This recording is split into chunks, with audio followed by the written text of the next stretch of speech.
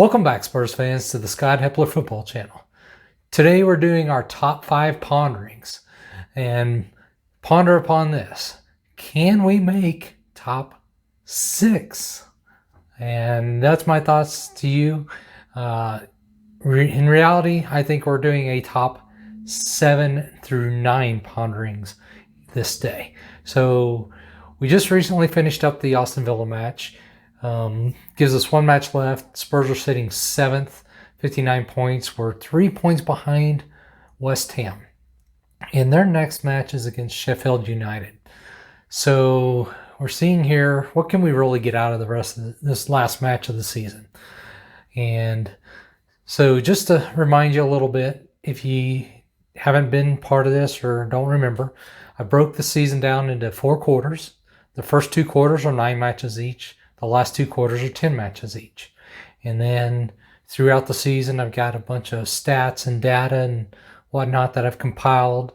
Then I put all that into a hopper and then mix it up and then spits out a bunch of data, which I then use to analyze and see how many points I think we'll finish with at the end of the season. I also take into account remaining schedule, who's left, whether we would likely win or lose against those to help project those points. And I've done the same for all the teams that at the time were fighting for top 5, which are Chelsea, Leicester, City, West Ham, Liverpool, Everton, and Aston Villa.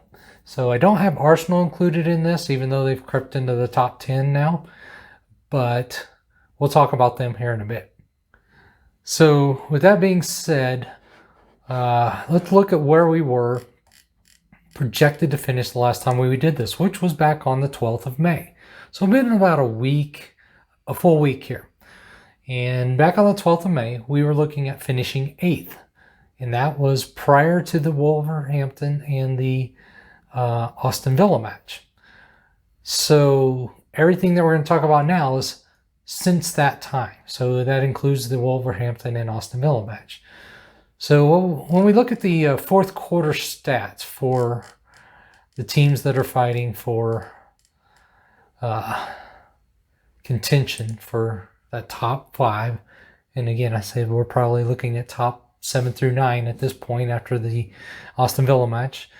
But last week, the numbers were looking starting to move in our favor a little bit as far as fourth quarter stats. Liverpool is one team that's just really taken this last quarter by the horns. They have not lost a match in their last 9. And so they are undefeated in the fourth quarter. And so they've collected a lot of points. And that's why you see Liverpool moving up past not only us, but Aston Villa and Leicester City. And so it's, they've been really moving along, collecting a lot of points over this quarter. You look there, they collected 2.33 points in this fourth quarter prior to the weekend's matches and midweek matches this week. So they're really doing good. And when you compare last week's fourth quarter to this week's fourth quarter, remember, this does include, the new numbers include Wolverhampton match and Aston Villa. You see that we got a win and a loss, so it didn't really help us here. We didn't move the needle much. And where other teams either stayed pretty much the same or moved ahead. I mean, you look at Liverpool, they've definitely, again, moved ahead of other teams' ability to progress and make strides in moving into Champions League or Europa League matches or for next season. So when we look at this is not looking great for the Spurs. We're sitting currently 7th, Everton's in 8th, and Arsenal's in 9th. And at this point, Aston Villa, they're going to finish 11th.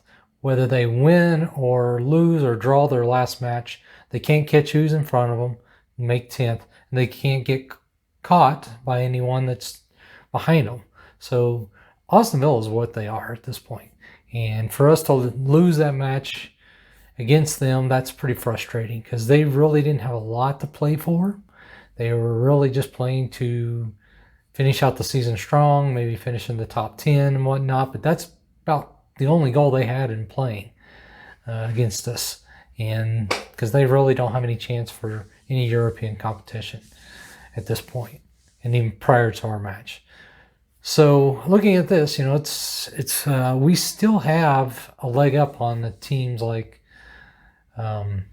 Everton. But if you compare to West Ham, who we probably need to catch to get Europa League, we're not faring any better than they are. And so, to make up those points could be very difficult here. And you got to think, West Ham has a match. Oh gosh, I forgot who they're playing against now. Their last match is against Southampton.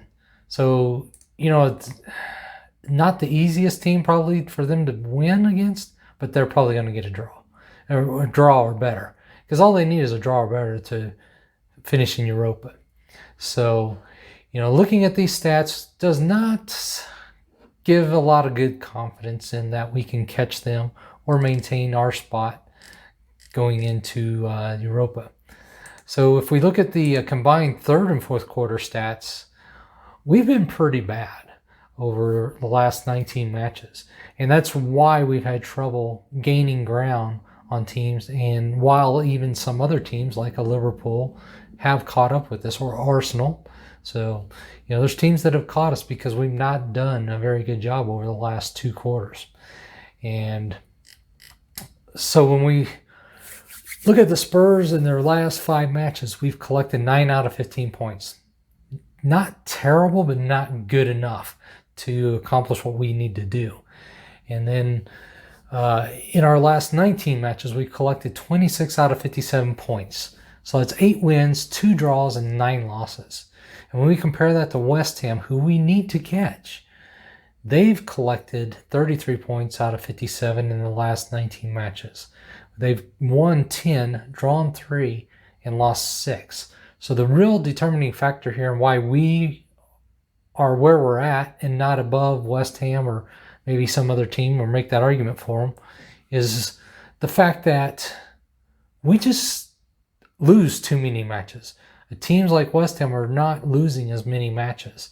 So they've only lost about 30% of their matches in their last 19 matches, whereas we've lost nearly 50%. So the fact that the matter is, we just have not gotten the job done, regardless of the quality of opponent.